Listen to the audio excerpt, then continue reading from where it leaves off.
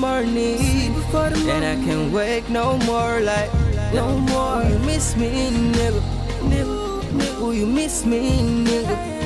Or what if I go on a journey? And I can't return no more. Yeah. Will you miss me, nigga? Will you miss me when I'm gone? When I'm gone, yeah. Will you miss me, nigga? Will you miss me when I'm gone? When I'm gone, yeah. Will you miss me, nigga? Yeah. Will you miss me, nigga? Ego, báwo ló ṣe máa jẹ́ náà? Tá bá sùn, tá ò ní lè jí mọ́. Tàbí ká rìnrìn àjò, ìyẹn tá ò ní lè.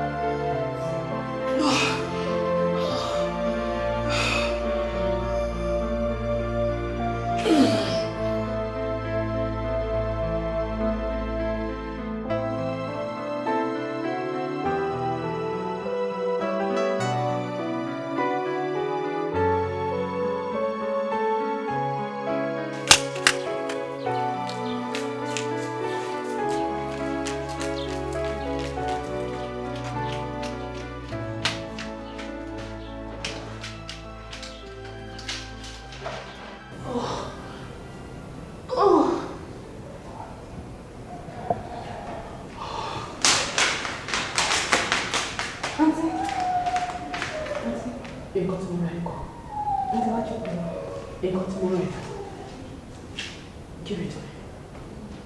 Oh. Thank you. What if I sleep before the morning? And I can't wait no more, like, no more. Will you miss me, nigga? Will you miss me, nigga? Or what if I go on a journey? And I can't return no more. Yeah. Will you miss me, nigga? Will you miss me?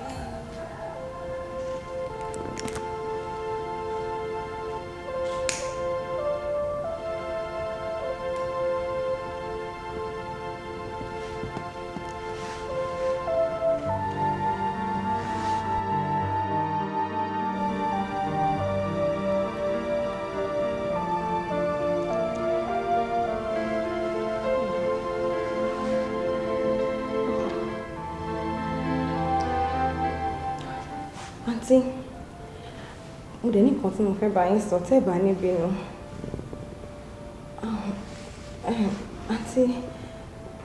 Auntie, situation tẹ́ wà yìí, kí ni tẹ́ fà kò dá fún health yín?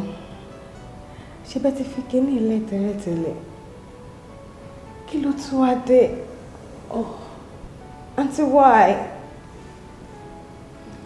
Auntie.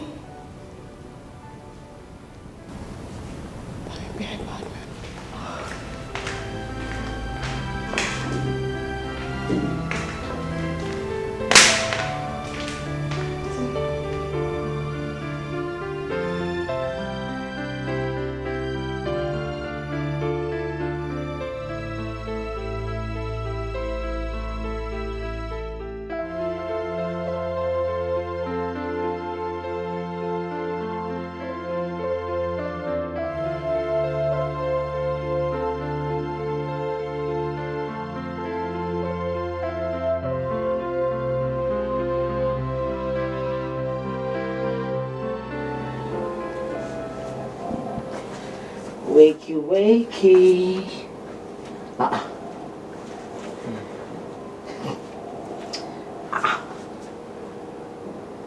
What's the matter with talking in module? Anyways, àmójútó ẹ̀ á lọ pàdé ìsìnkú ní àdìgbà kankan rẹ̀ mẹ́. Good morning, India.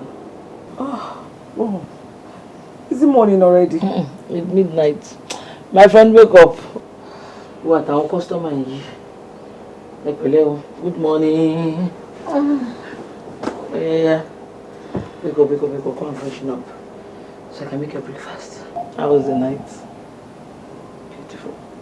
Beautiful. Morning, Mom. Good morning, darling. Yeah. Did you quite freshen up? Oh, God. I wish I could sleep more. Yeah, Joe. Hallelujah. About me, day.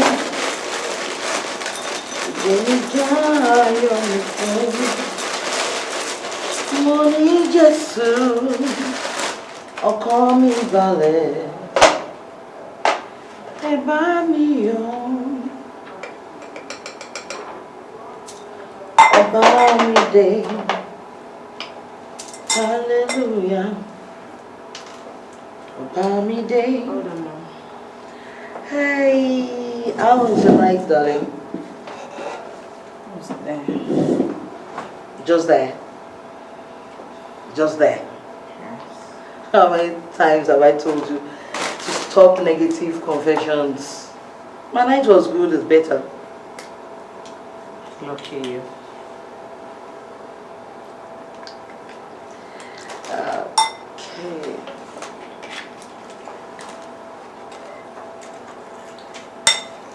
Hi, Raja Kuro. Make sure you finish this. Story Kokorara. I was going to ask if it's not too much. And then imagine. I want to feed you so that you can be as big as I am. I'll finish it, don't worry. Good. Good girl. Do you want some francotas? No thanks. You want to nibble on something? Should I boil egg? Mom, please. Okay. I'm struggling with this already. Sorry, Jim. Kenny. Nibo. My friend, eat. Afford eat, my friend. Good girl. Yeah.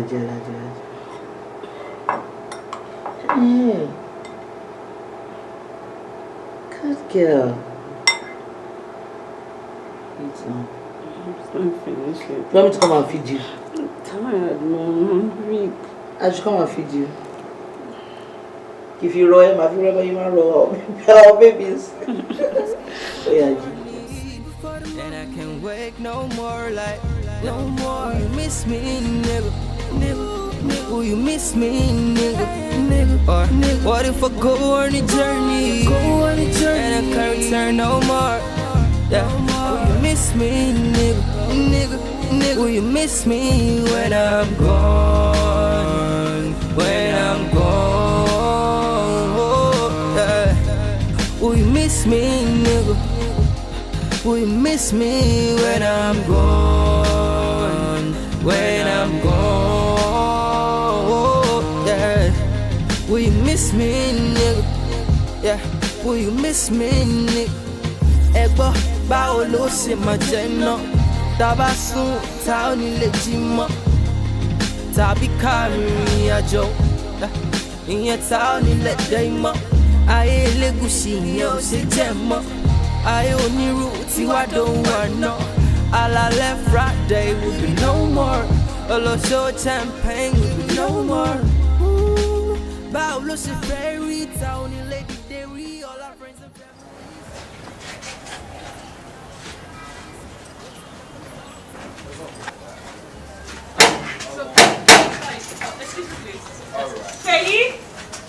Say oh my God, for the girl you watch.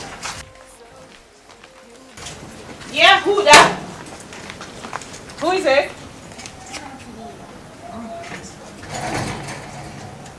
Oh, good afternoon, madam. I'm looking for one Mrs. Afolabi. Mrs. Afolabi. Ẹ jọ̀ọ́ number one fún yín. Number 7. 7A actually. Oh, okay. I'm so sorry. This is number 7.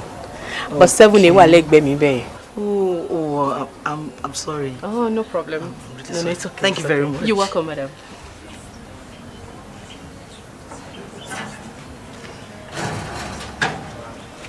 Oh, guys.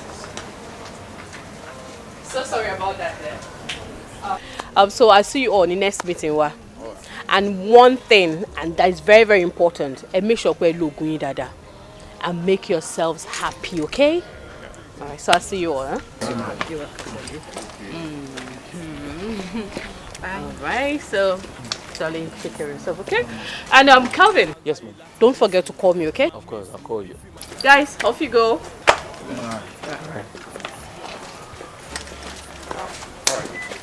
Alex! Alex!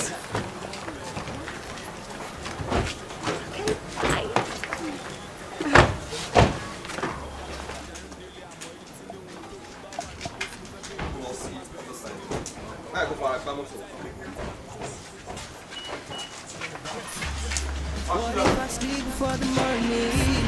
And I can't wake no more, like, no more. You miss me, nigga. You miss me, nigga. Or what if I go on a journey? And I can't return no more. Yeah. Will you miss me, nigga? Will you miss me when I'm gone? When I'm gone. Yeah. Will you miss me, nigga? Will you miss me when I'm gone? When I'm gone, yeah. Will you miss me, nigga? Yeah. Will you miss me, nigga? Ebo, báwo ló ṣe máa jẹ́ iná? Tá bá sùn, tá ò ní lè jí mọ́. Tàbí ká rìnrìn àjò, ìyẹn tá ò ní lè dé mọ́. Ayé elégùṣì ìyẹn ò ṣe jẹ́ mọ́.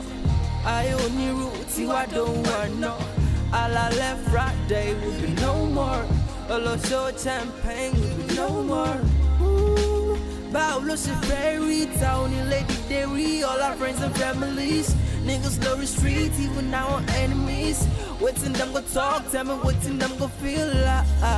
Ọ̀gbẹ́ni, whatever you do today, ọ̀rọ̀ ni tó bá dọ̀la, ọ̀rọ̀ ni tó bá dọ̀la. So you better take it easy. You take it easy. My brother, take on easy. Yeah. What if I sleep before the morning? And I can't wake no more, like, no more. Will you miss me, nigga? Will you miss me, nigga? Or what if I go on a journey? And I can't return no more. Yeah. Will you miss me, nigga? Will you miss me when I'm gone? When I'm gone. Will you miss me, nigga? Will you miss me when I'm gone? When I'm gone. Yeah. Will you miss me, nigga? Yeah. Will you miss me, nigga? Yeah. Wanna thank my mom for bringing me to life. And I thank God for giving me the breath of life. Yeah, you've been my shelter through my coldest night. And a rainbow on my sunny sky. Yeah, I still don't know when I have my first wife and my first child, and we all begin a new life. Cause the time I spent, they happen very fast. Many niggas died, we don't know who's next. We hustle like we giants, cause all we want is success. And we pray for sweet things and not to kick the bucket. Yeah, I cry for more, cause I want more. I wanna have more, so I can help more. Life is a game, you win or lose. Life is a teacher, boy, you decide what to choose, nigga. But I hope you know what you chose. Whatever it is, you're getting close. Yeah, I never did a lot, I only did few things. But I hope you miss me when I'm gone. What if I sleep before the morning? And I can't wake no more, like, no more. Will you miss me, nigga? Will you miss me, nigga? Or what if I go on a journey? And I can't return no more. Yeah. Will you miss me, nigga? Will you miss me when I'm gone? When I'm gone. Yeah. Will you miss me, nigga? Will you miss me when I'm gone? When I'm gone, yeah. Will you miss me, nigga? Yeah. Will you miss me, nigga? Ego, báwo ló ṣe máa jẹ́ náà? Tá bá sùn, tá ò ní lè jí mọ́. Tàbí ká rìnrìn àjò, ìyẹn tá ò ní lè dé mọ́. Ayé Elégùṣì ìyẹn ò ṣe jẹ́ mọ́. Ayé onírú tí wá dóhùn àná. Alálẹ̀ Friday will be no more. Olóṣó champagne will be no more. Báwo ló ṣe fẹ́ rí ta ò ní lè dìde rí? All our friends and families. Niggas know the streets, even our enemies. Waiting them go talk, tell me waiting them go feel like. Ogbeni, Ogbeni, whatever you do today, or a need to buy dollar, or a need to buy dollar. So you better take it easy. You take it easy. My brother, take on easy. Yeah, all day. Chorus. What if I sleep before the morning? And I can't wake no more, like no more. You miss me.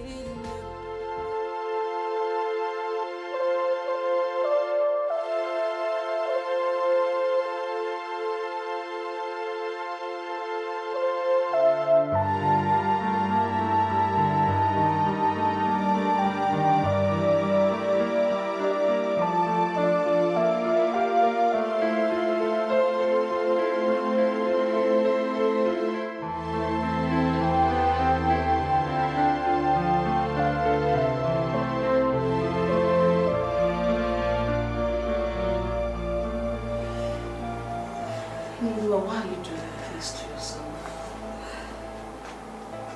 Why? Why are you wallowing in sorrow? Why? Why do you want to kill yourself with tears? You will know that, Coco.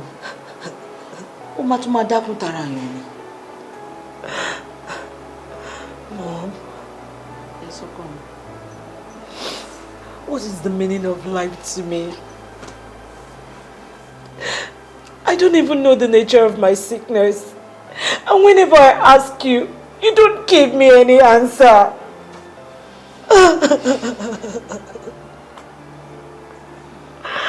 Mom. I'm dying.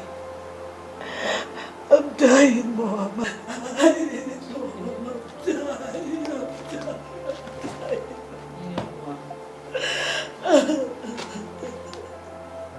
You'll not die.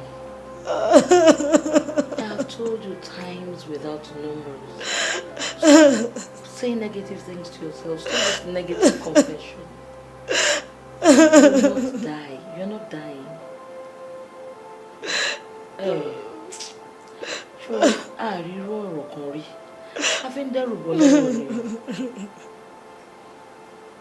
even at that, you don't have to do this to yourself. Mom, just let me be. Just let me be. I just want to be alone.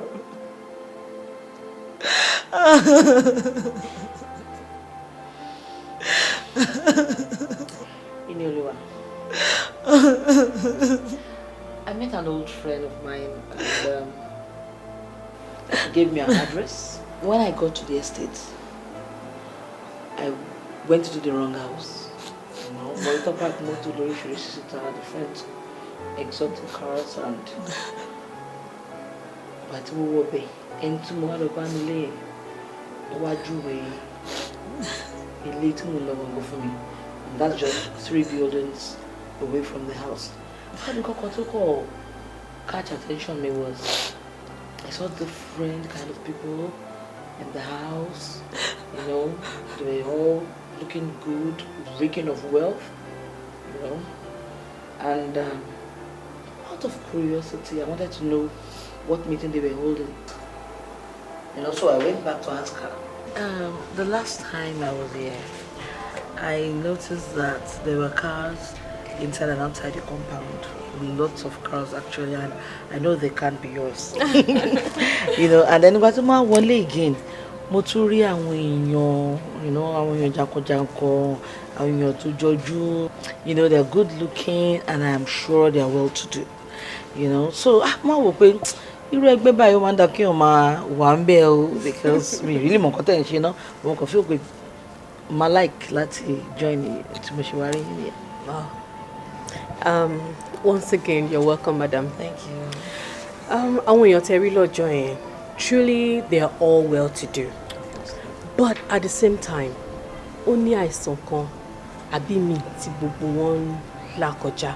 Are you serious? Yes. Well, my own belief is that àìsàn kan ló ń pààyàn tí kò bá ń ṣe ìrònú. And there's a huge chance for them láti overcome sickness ìyẹn tó ń bá ronú. Tó ń dẹ̀ surround ara wọn pẹ̀lú àwọn èèyàn tó nífẹ̀ẹ́ wọn, tó ń dẹ̀ lo oògùn wọn déédéé. Ìdí nìyẹn tí mi máa fi ń pe ìdánilẹ́kọ̀ọ́ àti àpèjẹ fún gbogbo wọn láti lè múnú wọn dùn kí n dẹ̀ gbé ìrònú yẹn kúrò lọ́kàn wọn. Mo dẹ̀ dúpẹ́ lọ́wọ́ Ọlọ́run pé Ọlọ́run gbàkóso. Nítorí èmi gangan tẹ́ ń wò yìí, ó ní àwọn nǹkan náà tèmi náà ń là kọjá. But all to the glory of the Lord. A jẹ́ pé nǹkan tá a ṣọ ń bò pọ̀ gan nìyẹn ọ̀tá mọ̀.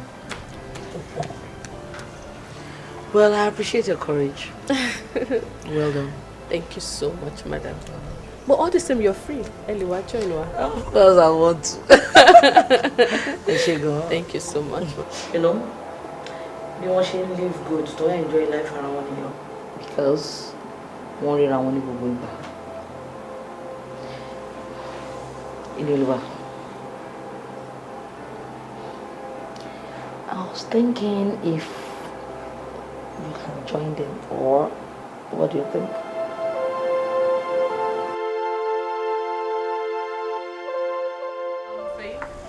Àti ṣetán. Mo fẹ́ kó lọ set table, okay? Okay. Be snappy about it, huh? All right.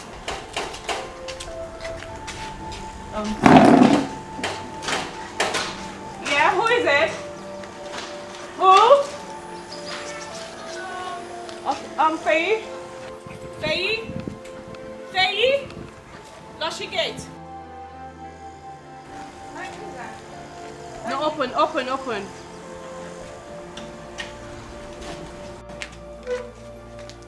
Good afternoon. Ah, Mrs. Jackson. Good afternoon. Good afternoon, madam. Please come upstairs. Okay. Which way, please? This way, please. Oh, all right.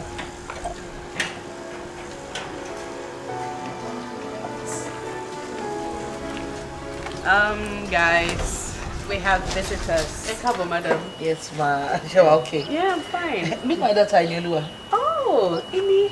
Hi, darling. How are you? So I will have to leave her with you. Oh, no problem, madam. I'll be back later to pick her. Okay, no problem. All right. Very nice day, huh? Yeah. Imi, you're a bit late today. Oh, no problem, darling. No problem. So I want you to feel free, okay? Guys, I want you all to meet Inioluwa Jackson. Say hi to them. Hi. I will appreciate it if you all can introduce yourself one after the other, please. Thank you. You're welcome. My name is Temidun Olabanji. I'm somnambolic. It's a disease called somnambulism or noctambulism. It's sleepwalking. It's a disease originated from behavior disorder, which occurs during deep sleep. Like, I don't know what I do if I'm sleepwalking, and I don't remember when I wake up. I can kill during the process, and I can get killed. It involves more than just walking when sleeping. It involves many behavioral activities and changes during sleeping. Thank you, Temidun. You're welcome. Next, please. Welcome, Imi. I am Bisola Aderibigbe, and I am suffering from herpes. It is a sexually transmitted disease with an on and off blisters on private parts and genitals. It is traumatic because it has no cure. Once more, you are welcome into our midst. You are welcome, Ine. I am Babatunde Williams. I am privileged to be born into popular Williams family. But the day I was introduced to hard drugs, it was the day I know I've dialed a wrong guest number. Which means I finally lost my mind. It's okay, darling. Thank you. You can sit down, next. My name is Iyola Ajishafe. I believe with HIV. You're welcome. My name is Babajide Smith. Few months back, I noticed blood in my urine. And when I went for a checkup, doctor diagnosed kidney failure. And ever since, I've been on it. But weekly, I go for my dialysis, pending when I will go for the surgery. You are welcome once more. Thank you, Babajide. Next, please. My name is Adeshola Clegg Anyila. I'm living with a disease called hepatitis B. It's a severe form of disease transmitted through blood. The symptoms are fever, debility, and jaundice. And it's highly contagious through body liquids, especially sweat. Thank you. Thank you. You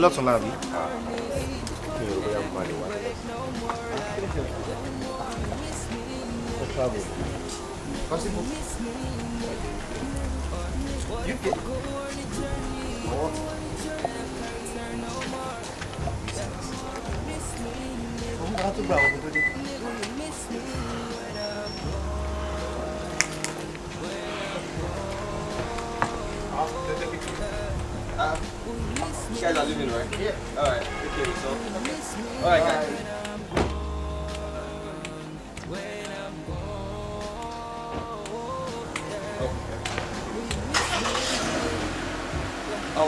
You want us ready, Abby? Yeah. Guys, see you.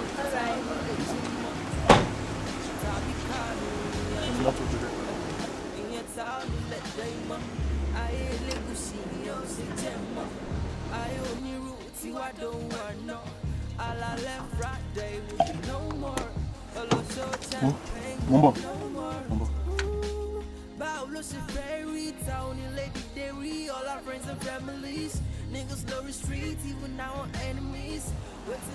How are you? Fine. Please, what's your name? Inyolua. Ah.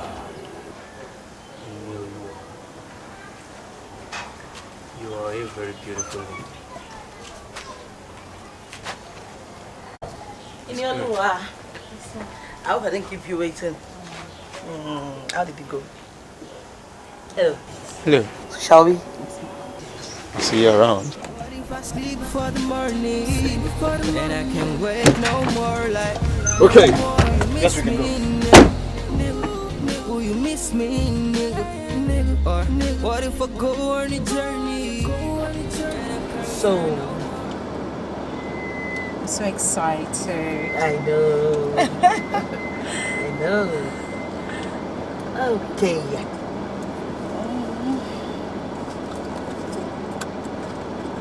Alright, mommy. Have fun there. Don't keep me waiting today. I won't, trust me. What if I sleep before the morning? Then I can wake no more like. No more. Will you miss me, nigga? Will you miss me, nigga? Pẹ̀lú gbogbo nǹkan tá a ti sọ kalẹ̀, ṣé a ní any one of you tó ní kọ́ láti dẹkùn àbí láti yọ kúrò? Feel free, please speak up. No. Oh, okay. No, ma. Okay, so. No! Don't do that! No! Don't. How are you? I'm fine. Oh, fine. The last time we met, why did you look at me surprisingly when I said, Orewa Lubiri? Actually, I was just, I don't know. Yes, ma'am.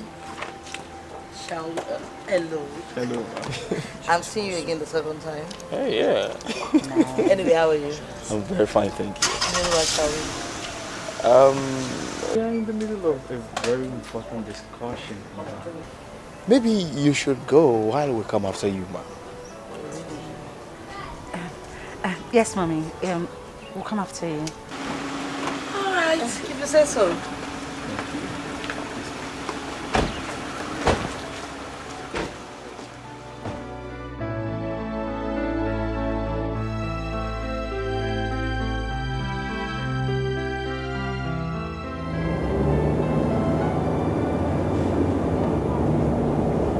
Kelvin. Yeah. Níbo ni Alex máa ti drop? Drop? Alex is my brother. My blood brother. Your brother?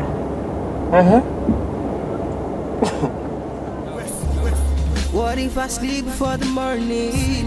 Then I can't wake no more, like, no more. You miss me, nigga. Will you miss me, nigga? Or what if I go on a journey? And I can't return no more? Yeah. Will you miss me, nigga? Will you miss me when I'm gone? When I'm gone? Yeah. Will you miss me, nigga? Will you miss me when I'm gone? When I'm gone? Will you miss me, nigga? Yeah, will you miss me, nigga? Ebo, báwo ló ṣe máa jẹ́ iná? Tá bá sùn, tá ò ní lè jí mọ́. Tàbí ká rìnrìn àjò, ìyẹn tá ò ní lè dé mọ́. Ayé elégùṣì ìyẹn ò ṣe jẹ́ mọ́. Ayé onírú tí wá dohun àná. Alálẹ̀ Friday will be no more.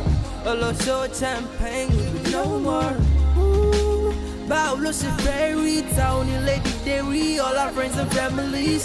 Niggas know the street, even our enemies. Waiting them go talk, tell me waiting them go feel like. Ọ̀gbẹ́ni, whatever you do today, ọ̀rọ̀ ni tó bá dọ̀la, ọ̀rọ̀ ni tó bá dọ̀la. So you better take it easy. You take it easy. My brother, take it easy.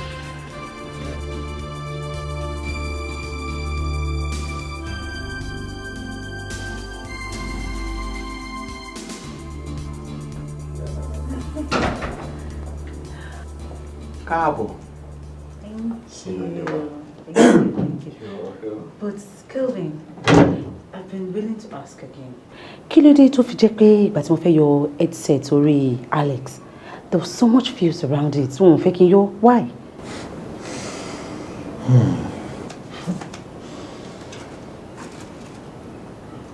Should we find out? Yes. You want me to tell you and to show you? Oh, yes.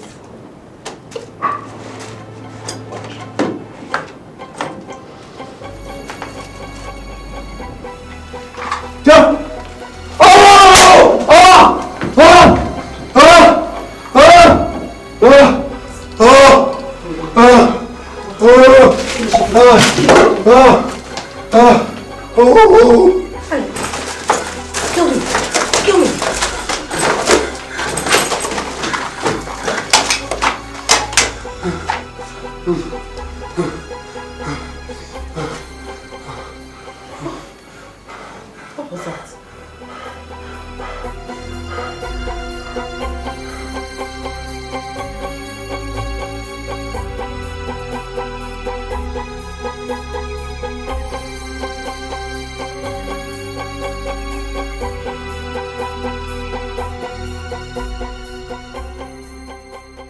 Kelvin, what was that?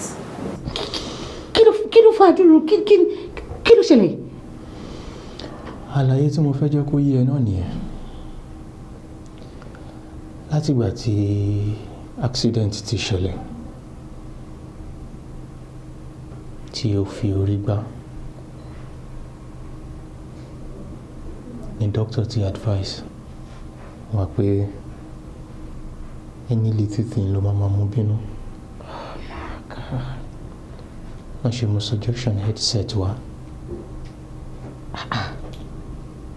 Téèyàn bá fi lè yọ létí ẹ̀, the likely thing or worse tó lè ṣẹlẹ̀, òun ló rọra rí yẹn. There's a solution though, according to the doctor. Okay. Èèyàn gbọ́dọ̀ máa wà pẹ̀lú ẹ all the time. Then, ó ní obìnrin tó máa show any affection, love and care. Tó bá ti ń rí yẹn, he is safe. What if I sleep before the morning? And I can't wake no more, like, no more. You miss me, nigga, nigga. Will you miss me, nigga, nigga? Or what if I go on a journey? And I can't return no more. Yeah. Will you miss me, nigga, nigga, nigga? Will you miss me when I'm gone? When I'm gone. Will you miss me, nigga? Will you miss me when I'm gone? When I'm gone, yeah. Will you miss me, nigga? Yeah. It's more. Ẹgbọ́ báwo ló ṣe máa jẹ iná? Tá bá sùn tá ò ní lè jí mọ́. Tàbí ká rìnrìn àjò, ìyẹn tá ò ní lè dé mọ́. Ayé elégùṣì ìyẹn ò ṣe jẹ́ mọ́. Ayé onírú tí wá dóhùn àná. Alálẹ̀ Friday will be no more. Olóṣó champagne will be no more. Báwo ló ṣe fẹ́ rí ta onílé dìde rí? All our friends and families. Niggas know the streets, even now on enemies. Waiting them go talk, tell me waiting them go feel like. How you doing? Get out. Go for it, go serious. I'm tired. I'm facing you. Àwọn files tó wà lọ́wọ́ ẹ̀ tí ó sọ pé ó fẹ́ treat ó ti treat wọn ṣá. Okay, má bẹ̀ mú wá lọ́la. Oh, serious? Má mú wá lọ́la.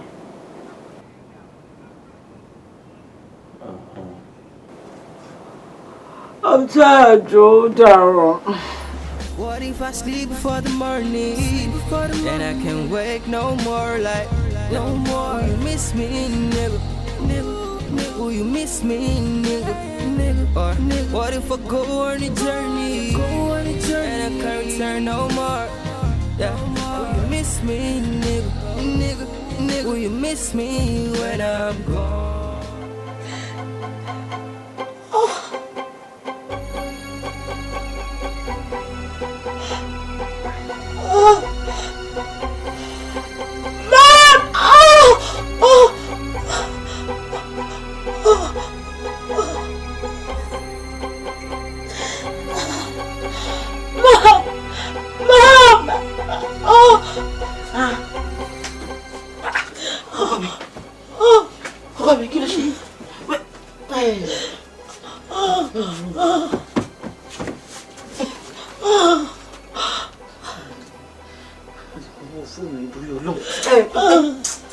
Get up, let's go to the hospital.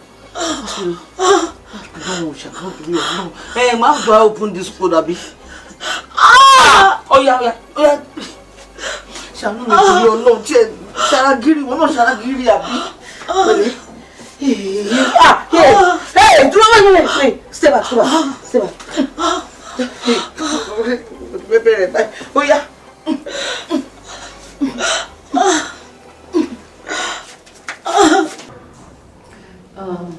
Doctor. Yeah. Please, what is the situation like now? Yeah, she's getting better and won't respond to that. So we have 100% chances that she'll be fine. Oh, thank you. Ejo, kilo cause relapse? As we all know, she has leukemia and that's cancer of the blood. The mother she's suffering mommy, can you make sure we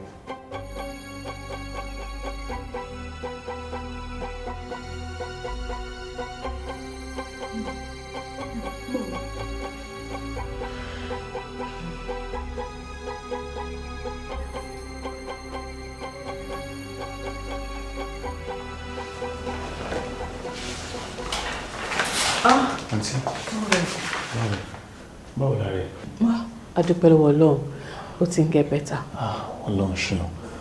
Now, Baba, it is at peace. I know it's like that. Thank you so much. So, I'm going to this later. Yeah, but you're going to know me, Shirley. Relax, Father. Well, later. Thank you.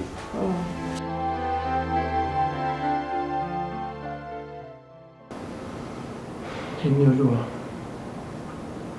kí ni nature even I said? Doctor said that I have cancer of the blood.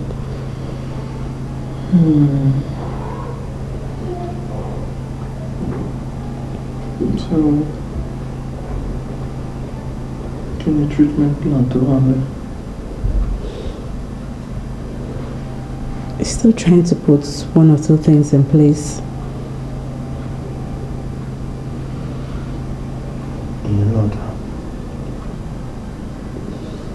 Èmi náà mọ̀ dókítà kan. Sean lórúkọ ẹ̀. Orí íńtánẹ́ẹ̀tì lèmi ti pàdé ẹ̀ tó bá. Pẹ̀lú gbogbo nǹkan tí mo kà nípa ẹ̀ àtàwọn tó ti ṣe oríṣiríṣi fún mi. Mo lérò pé òun náà lè help. Tàbá contact ẹ̀. Are you saying that it can actually help my health condition? Mo rò bẹ́ẹ̀. Tàbá gbìyànjú láti ṣàwárí ẹ̀.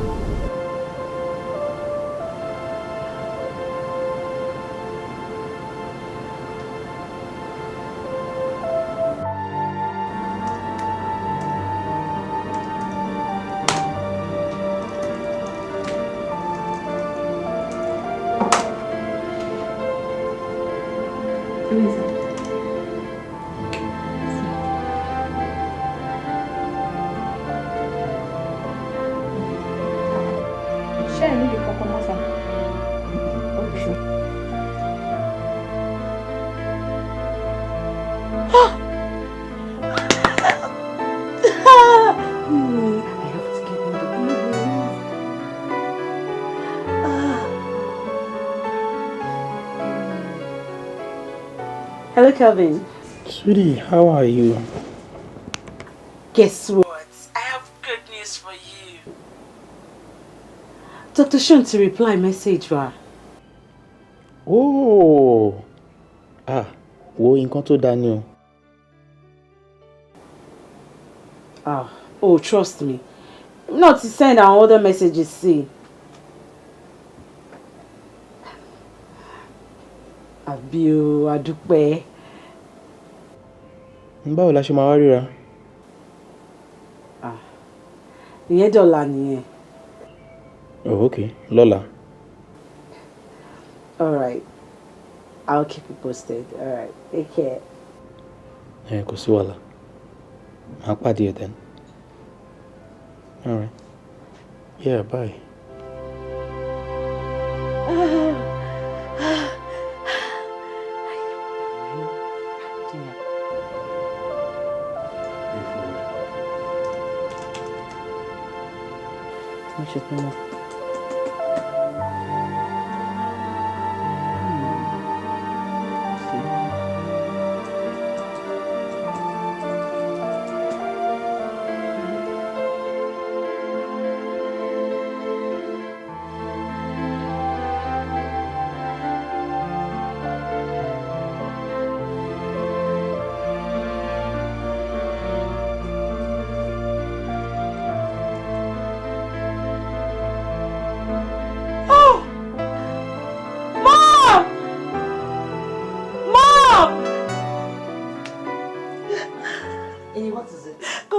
Come and see. Oh, really? I'm so happy. What? See. Dr. Sean sends this today. Wow. It's indeed a good news. Oh wow, this is a good news. Oh God. You're so happy. I'm happy too. This is a very good one to our advantage, and I think we should celebrate. We have a cup of champagne. Then to like champagne, Agbara is a very good one.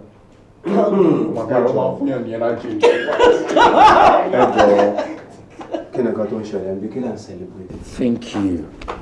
Alex Owolesi Asiko. Shori Inioluwa tó jókòó yìí. Okay. Ó ti ní appointment pẹ̀lú Dr. Sean. For you? I'm telling you, iye tó wá jẹ́ kí inú mi dùn tí mo fi feel pé Agbára can do a lot of stuffs. You know, me, wípé Dr. Sean to relocate to Asabuja. Wow! Which is closer. Oh, yẹ ká celebrate then total. Ṣaléwá! Oh, sorry. Tí n bá ní kí Ṣaléwá lọ ṣe, ó máa pẹ́. Èmi mọ̀ ní. That is it. Kọ́lé. Agbára ló lè ṣe. Ẹ̀yin méjèèjì. Ó máa wà shocked tó bá mú Agbára. Ìwọ tó máa ń pariwo, ẹ̀yin romi o, ń ta mí o, ó romi o. Gbogbo ẹ̀ ló máa dúró gbọ́n. Be tanging around down bí ọ̀rọ̀ Oscar ló máa wáyé. Girl, I'm so cold alone. Ìfẹ́ mi tètè wá o. Ayọ̀ mi ò ní tèmi dá. Girl, I'm so cold alone. Ìfẹ́ mi tètè wá o. I'm so wow, I'm tired. You're not as tired as I am. Thank you.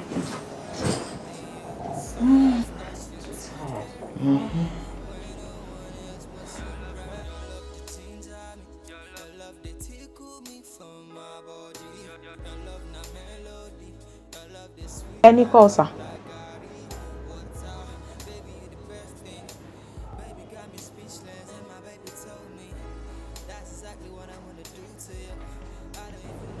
Thank you. Hello, Ẹ̀gbọ́n. Hello, bro. Oh, ẹ ti dé bẹ̀. Yeah. What's good? Kódà ṣẹ̀ṣẹ̀ ń dé hotel ni. Oh, nice one. Okay, yeah. Bye.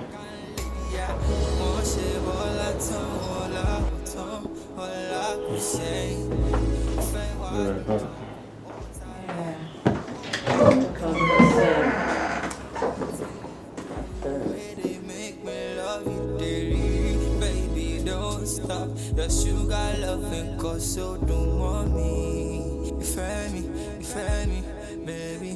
Oh, don't want me. I love me. Hello, mommy. I'm fine. I should check into hotel now. Mom, I'm updating bó ṣe ń lọ. Ẹ má worry. Okay. Love you too. Them are jealous, cause we love us, and we lock up like bread and butter. So mommy, yeah. So mommy, yeah. Let mommy go. Let mommy, baby. I'm here to hold you down. Why are you smiling? At last, we are spending the night together. Are you for real? Come on. Please. Really, are you sure you're not? I'll tell you so. But we have to go to bed early to remove Mentola. You're right. Good night, girlfriend. Girlfriend? Yeah. Anyway, friend, let's pray. Come on, get up. Okay. Seriously, your aunt. Lórúkọ Jésù. Amen. Father Lord, we commit this trip into your hands. And this doctor that we want to go and meet by morning, let your grace go.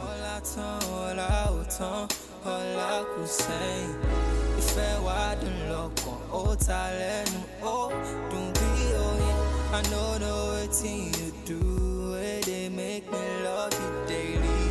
Baby, don't won't stop. Your sugar loving cause so do mommy. Really? I love you too. Thank you. Can we leave now? Sure. Are you good to go? Yes, I'm sorry.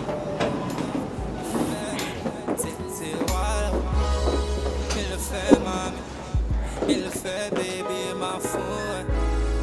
Oh, me, fair me, or lie me. I told you I'll give you everything. So happy, so excited. Thank you. Echo Joko. Yes. Dr. Ma join shortly. Emma Bimisha. All right, move. So anxious. All is well. Baby, you the best thing. Baby got me speechless, and my baby told me that's exactly what I wanna do to you. I don't even know why I chose you, cause you got my heart and you got my love. Girl, I so love you just the way you are. I don't really care what your past was, you're the key to my heart. Yeah, you're something like In Yoruba, right? Yes, yes. And my friend Kelvin? Yes. Oh, Kelvin. How are you? I'm very fine, thank you. So, in Yoruba, can you please run me by your ailment again? What happened is that for some time now, I've been feeling very weak. I realized that I get tired easily. My bones are so weak for me to carry. I can't do things on my own. And so I ran a test and it happened that I have cancer of the blood, which is leukemia. Since then, we've been trying to look for a cure, and that was when we came across your profile on social media. Oh, interesting. Leukemia. Please, excuse me.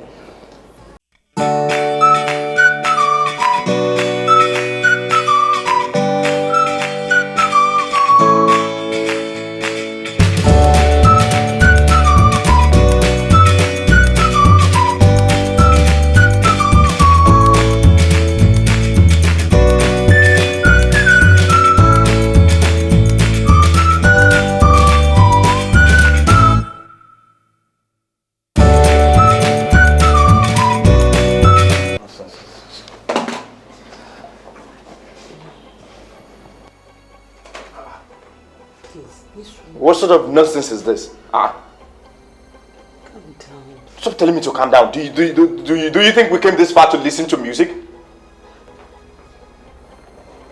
You know, I like you.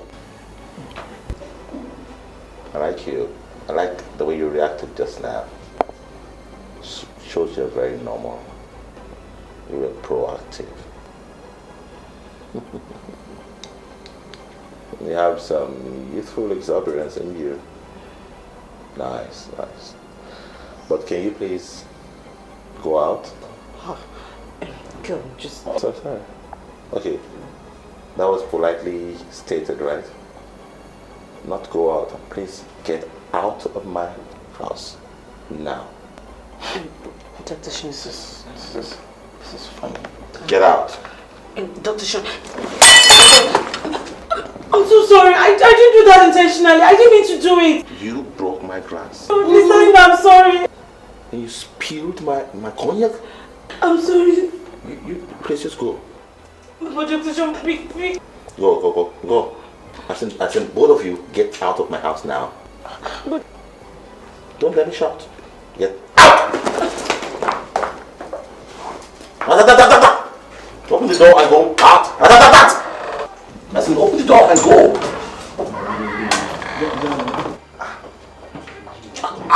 For you too. For you too. Nitwit. Not skull.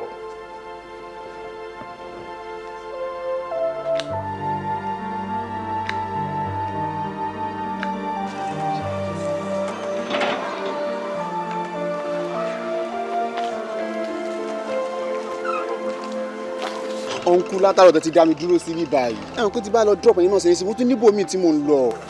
Ẹ má bínú, mo understand, but kò sí wàhálà. tó bá jẹ́ owó lẹ fẹ́ gbà, money is not the problem, okay? So I'm launching. Yeah, okay. Ella Shimoto.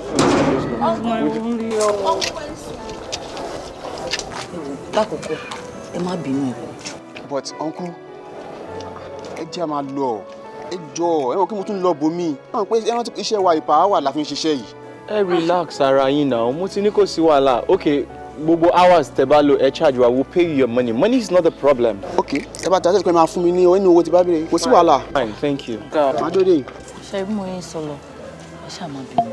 No, we ń sọ̀rọ̀ bínú, but for crying out loud, ẹni tá fẹ́ wá bá sọ nǹkan for the first time, ó dẹ̀ yí music sókè so loud. What's wrong? And we're trying to pause it so that wá tí ẹ̀gbọ́n nǹkan tá a bá wá you just send us bí ìpẹ́ràn ni wá. That's not nice. At all. Ṣẹ̀rí pọ́ọ̀sì yẹn gangan, òun ló fa gbogbo ilé. Kò dẹ̀ lè yé yín, ẹ má bínú. Ṣẹ̀rí music yẹn gangan, òun ni inspiration wọn. Tó bá ti ń gbọ́ music, ṣẹ̀rí gbogbo ọ̀rọ̀ tẹ́ ẹ̀ ń sọ, ó ń wọ̀ wọ́n létí due to music tó ń gbọ́ yẹn. Ẹ wo gbogbo yẹn tẹ́ ń sọ yẹn I don't understand. Ṣé ṣọ́ pé doctor ni máa yẹn ṣá?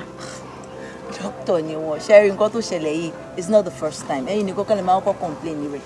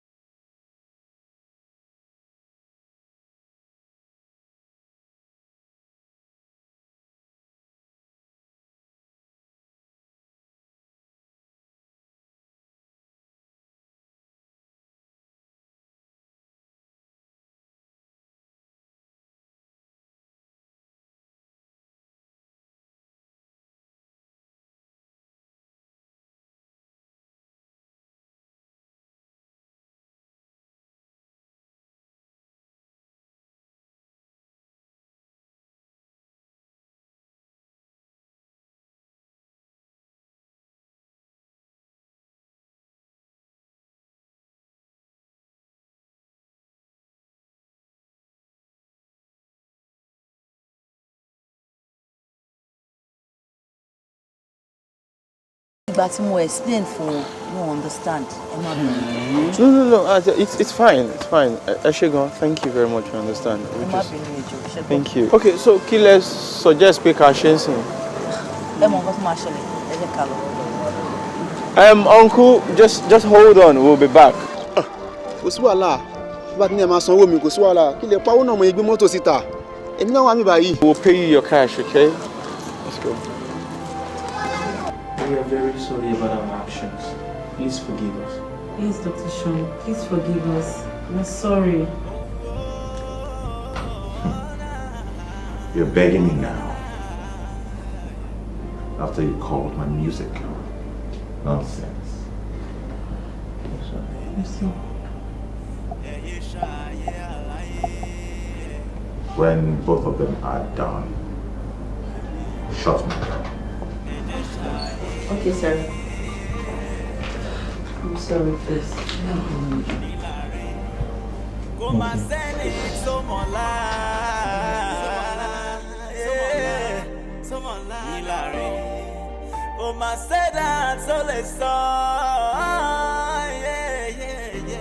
No one knows tomorrow. Nobody knows tomorrow.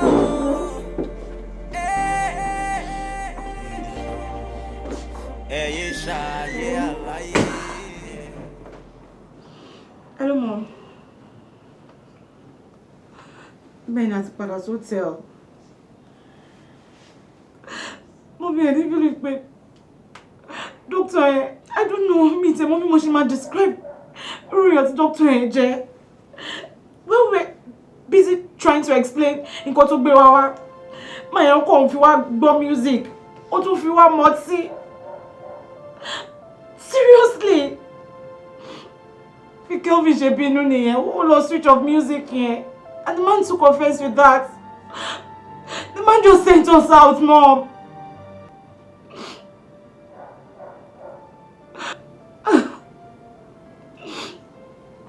náà wà mí báyìí. Okay, ma.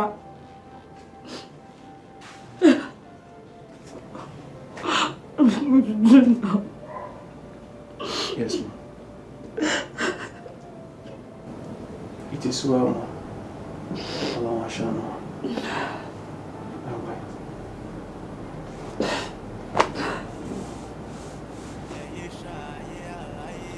See.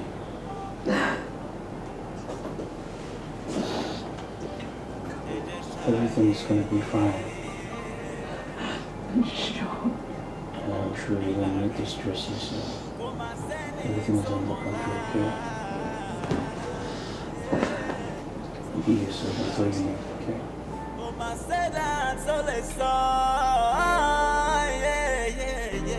No one knows tomorrow. Nobody knows tomorrow. Ẹyẹ ṣayé àlàyé ènìyàn ẹjọ́ ṣayé yìí. Ayọ̀ mi ò ní tèmi dá. Girl, I'm so cold alone. Ìfẹ́ mi tètè wá o. Ayọ̀ mi ò ní tèmi dá. Girl, I'm so cold alone. Ìfẹ́ mi tètè wá o. Kí ló fẹ́ mami, kí ló fẹ́ baby máa fún ẹ. Owó mi, ìfẹ́ mi, ọlá mi, máa tọ́jú ẹ. I'll give you everything. Kelvin. Yeah. Can I ask you a question? Ask. Are you talking supreme but when we're about to make love? How are you crying?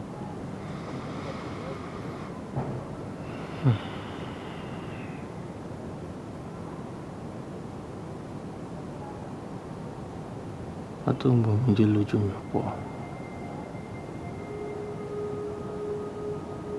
I thought of so many things and the likely consequence. But still, I had to do what I had to do for love. Love. Yeah. And the very first time I sight you, I know the feelings is right. Wow. I'm flattered. I love you too. I love you more.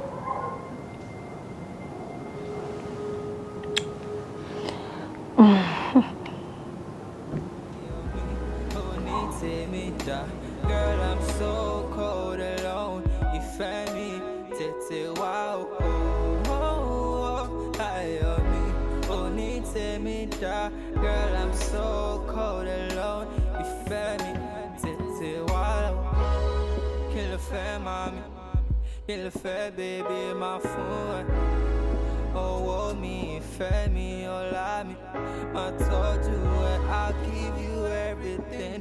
I'll give you everything you deserve. Cause you took care of me when no one else was around. Your love that ginger me, your love that tickle me from my body. Your love na melody, your love that sweet my heart like Gary. What's up, baby, you the best thing. Baby got me speechless and my baby told me that's exactly what I'm gonna do to you. Yeah. Oh. That's a long journey. Yes, ma'am. Okay. Hey,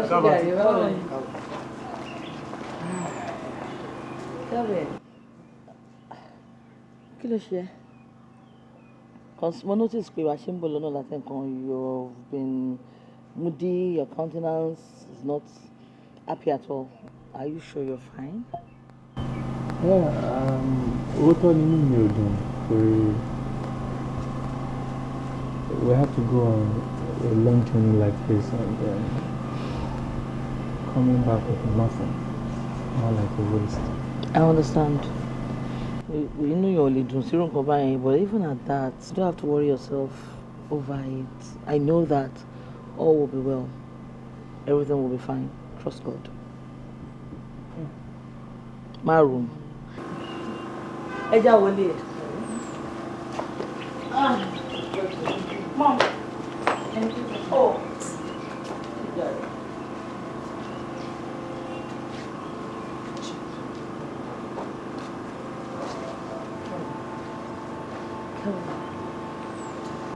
Mo pé nǹkan tí mọ́mí sọ òótọ́ ni.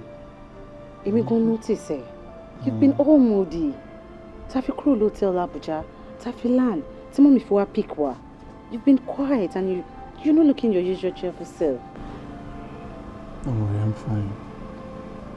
Trust me. Are you sure, baby? Yes, I am sure. What is it? Nothing. Come on. I'm almost there. Mommy, my sorry. Hey, look at me. Mom, there's oh, they're dropping. Mommy, go. Mommy, I'm coming. You're coming, you're going. You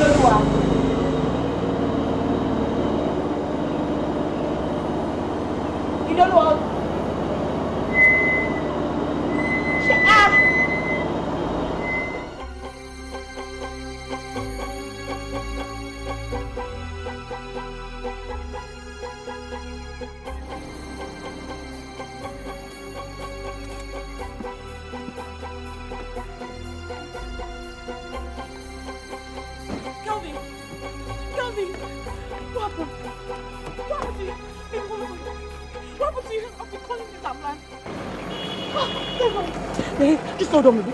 Just hold on.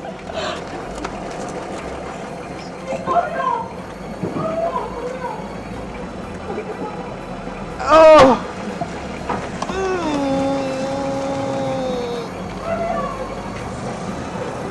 Tell me your place is here. What happened to you? Just try and lift yourself, please. Just try and lift yourself. Oh my God. Oh my God. Careful with him, please. Please.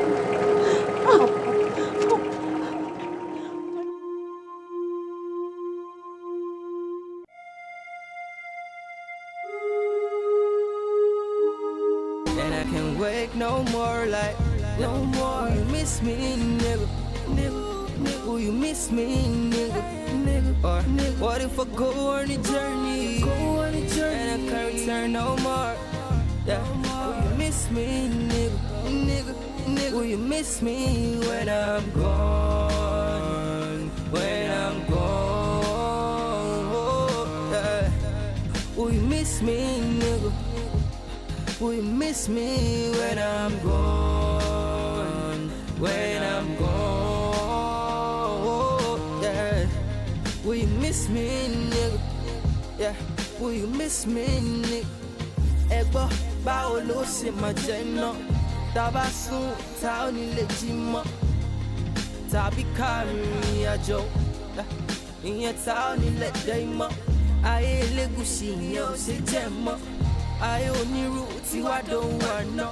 Alálẹ̀ Friday will be no more. Olóṣó champagne will be no more. Báwo ló ṣe fẹ́ rí ta onílé dìde rí? All our friends and families. Niggas know the streets even now on enemies.